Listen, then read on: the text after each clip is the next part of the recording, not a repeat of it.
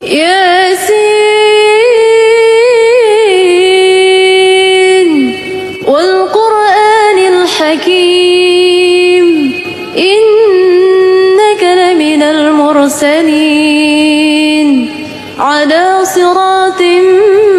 مستقيم تنزيل العزيز الرحيم لتنذر قوما ما أنذر آباؤهم فهم غافلون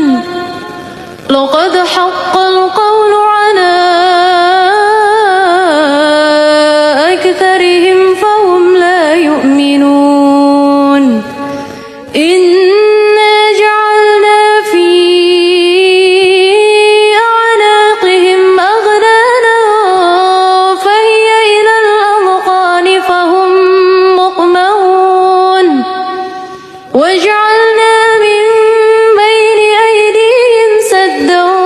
ومن خلفهم سدا فأغشيناهم فهم لا يبصرون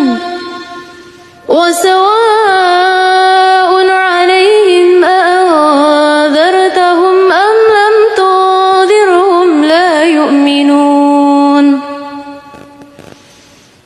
إنما تنذر من اتبع الذكرى خشي الرحمن بالغيب فبشره بمغفرة وأجر كريم إنا نحن نحيي الموتى ونكتب ما قدموا وآثارهم وكل شيء أحصيناه في